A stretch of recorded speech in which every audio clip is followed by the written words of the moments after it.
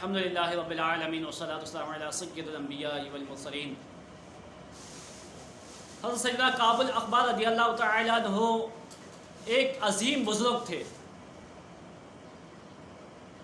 آپ تابعی تھے۔ آپ فرماتے ہیں کہ بنی اسرائیل میں ایک شخص تھا جو توبہ کرنے کے بعد پھر ایک فاحشہ عورت سے کالا منہ کر بیٹھا۔ جب غسل کے لیے نہر میں داخل ہوا تو نہر کی صدا دینے لگی، تجھے شرم نہیں آتی کہ تو نے توبہ کرنے کے بعد گناہ کیا ہے؟ یہ عہد نہیں کیا تھا کہ اب کبھی گناہ نہیں کروں گا؟ یہ سن کر اسے وقت طاری ہو گئی، وہ روتا چیختا چلاتا بھاگتا کہ اب کبھی بھی اللہ رب العالمین کی نافرمانی نہیں کروں گا۔ کہ وہ روتا ہوا ایک پہاڑ پر پہنچا جہاں اللہ کے 12 اولیاء اکرام عبادت میں مشغول تھے،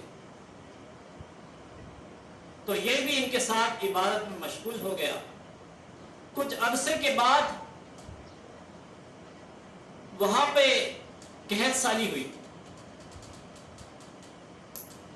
پریشانی ہوئی، کھانے پینے کے معاملات میں قحط سالی ہو گئی، تو نیک لوگوں کا یہ قافلہ غذا کی تلاش کے لیے شہر کی طرف چل دیا۔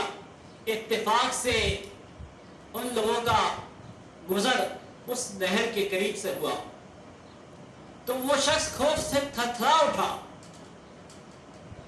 وہ کہنے لگا میں اس نہر کے قریب سے نہیں گزروں گا کیونکہ وہاں میرے گناہوں کا جاننے والا ہے، مجھے اس سے شرم آتی ہے۔ یہ رک گیا، 12 افراد نہر پر پہنچے تو نہر کی صدا آنی شروع ہو گئی، اے نیک بندو تمہارا دوست کہاں ہے؟ انہوں نے جواب دیا، وہ کہتا ہے کہ میرے گناہوں کا جاننے والا یہاں موجود ہے، مجھے شرم آتی ہے۔ نہر سے آواز آئی، سبحان اللہ، اگر تمہارا کوئی عزیز تمہیں تکلیف دینے کے بعد پھر شرمندہ ہو جائے، معافی تلافی کر لے، اپنی غلط عادت ترک کر دے، کیا تمہاری اس سے صلح نہیں ہوگی؟ تمہارے دوست نے بھی توبہ کر لی ہے اور نیکوں مشغول ہو گیا، لہذا اب اس کی اپنے رب سے صلح ہو گئی ہے، اسے یہاں لے آؤ، تم سب یہی نہر کے کنارے عبادت میں مشغول ہو جاؤ۔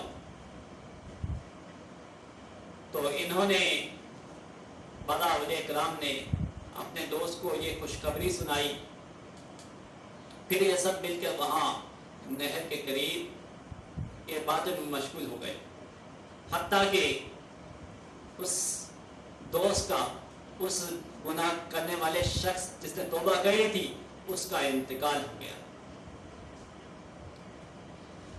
اس پر نہر کی صدا گونج اٹھی، اے نیک بندو اسے اس پانی سے نہلاؤ، میرے ہی کنارے دفن کر دو تاکہ بروز قیامت وہ یہیں سے اٹھایا جائے۔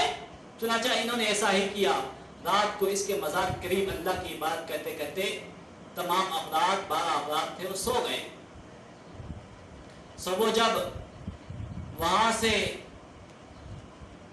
چلے جانے کا ارادہ کیا، کوچ کرنے کا ارادہ کیا، جب جاگے تو کیا دیکھے کہ اس مزار کے اطراف میں 12 سرور، یعنی ایک درخت جو کہ سیدھا مخروطی یعنی گاجر کی شکل کا ہوتا ہے، یعنی کہ چاروں طرف 12 درخت خوبصورت شکل کے باغ جیسے بن گئے۔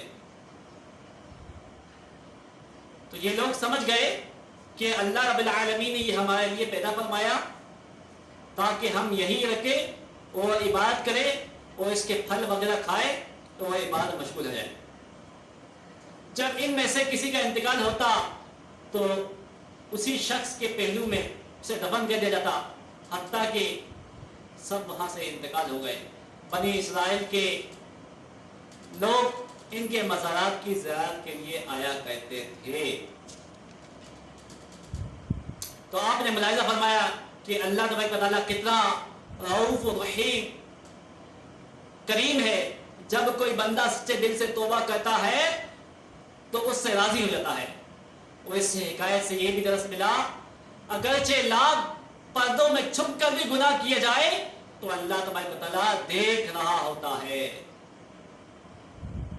हमें ये भी सबक मिला कि मज़ारात पर हाजिरी का सिलसिला पिछली उम्मतों से भी साबित है।